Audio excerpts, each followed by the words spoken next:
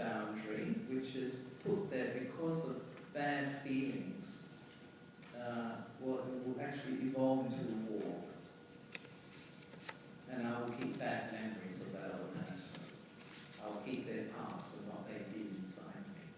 That's a big dragon. Dragon of the past. Unable to forgive, unable to let go, unable to love. So, complementary values that you all they have to be together. Is that determination, flexibility, silence, and action. Loving, but also detached. Giving space. There are many others, I won't go into them now, but it's very sad when you see sometimes people very honestly are practicing something with all their heart, but they don't realise it's not that you practice one thing. You've got to complement it with its opposite, and then it will work. It's like trying to make a bird fly with one wing. It can't. It needs both wings.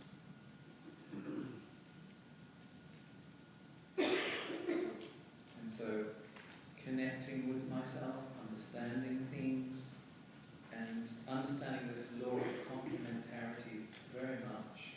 Generosity, the seed, the great power that there is in being generous.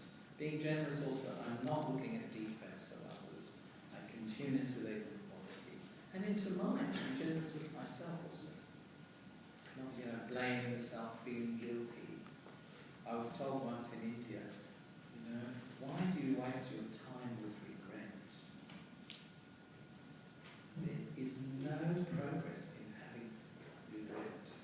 And I was told, it says, don't regret, just realize.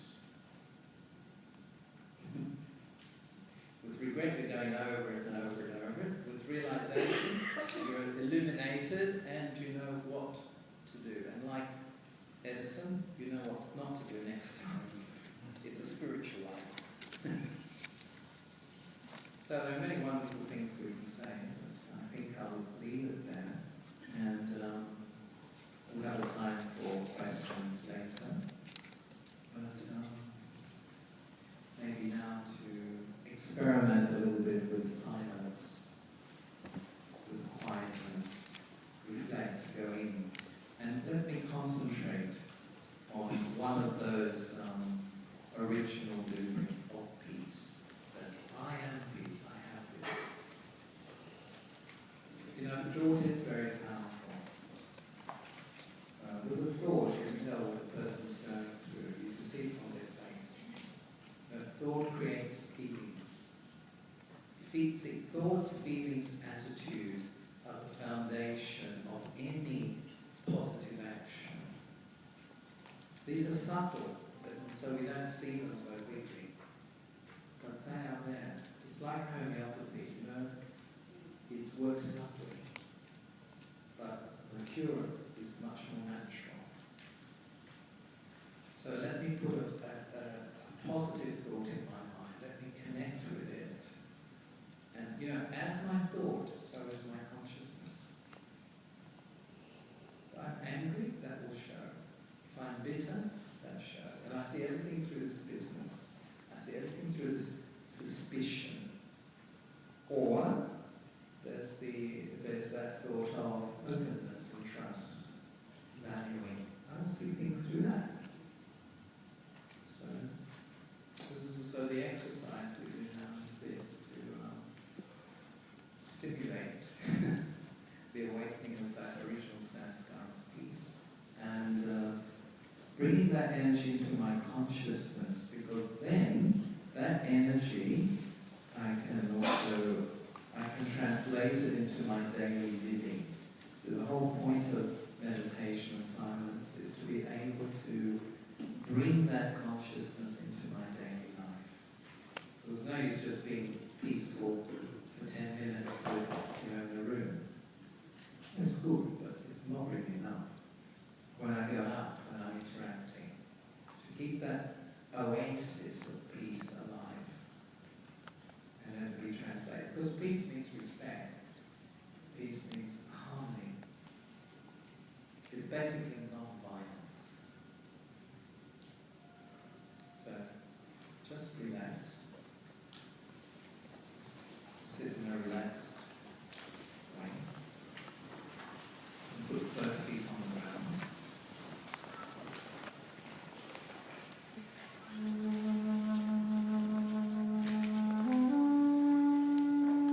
I relax my body.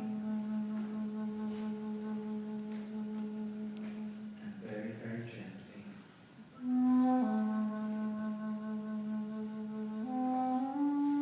I relax my breath.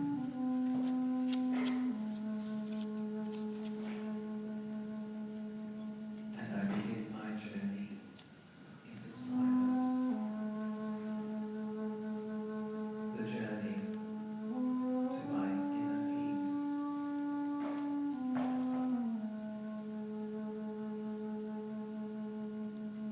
I concentrate on one thought.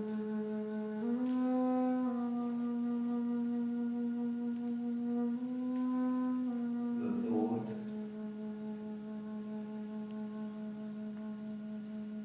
of my original peace. Peace is my original power. Peace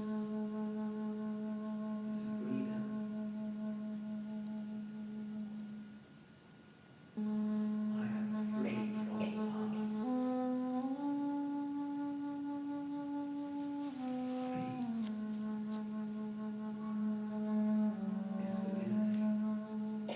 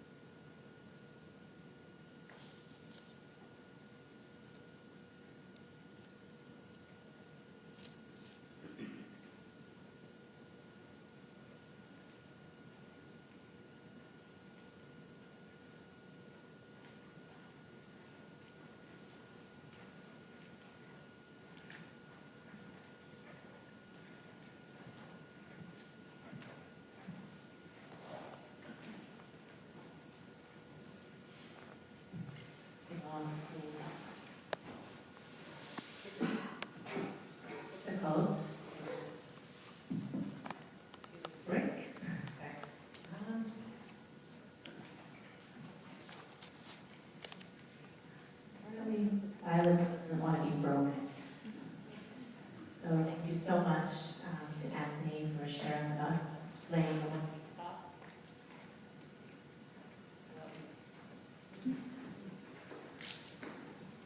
Silence wins the day.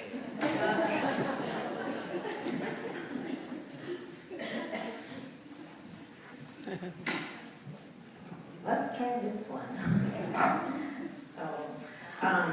So thank you again to Anthony for sharing with us about how to slay what we thought were 3 dragons, but were actually a lot more than that. What we'd like to do now, there's been a slight change in the program. Sharona Stillerman, who was supposed to conduct a question and answer session with Anthony and all of you, is unable to be with us this afternoon. So what we'd like instead is to invite someone else, another special gem, to join us on the stage. I'd like to invite Rita Cleary to come on up. She will be conducting a question and answer session. Rita has been practicing Vajrayana meditation for over 20 years. She's one of the most insightful and open and honest people that I know. And she's been such a mentor for me, and so I'm so excited that she's here with us. She is also the co-coordinator of the Learning Center for Peace in Watertown, and you will also see her very frequently at Inner Space, teaching and also being there in the space, so you're welcome to come by and see her at any point. So please, Rita, come on up. And if all of you can please keep your questions in mind, so that if you have questions, you're welcome to share them towards the end of the program. And we'll see whether these are going to be in silence or whether we'll have some sound.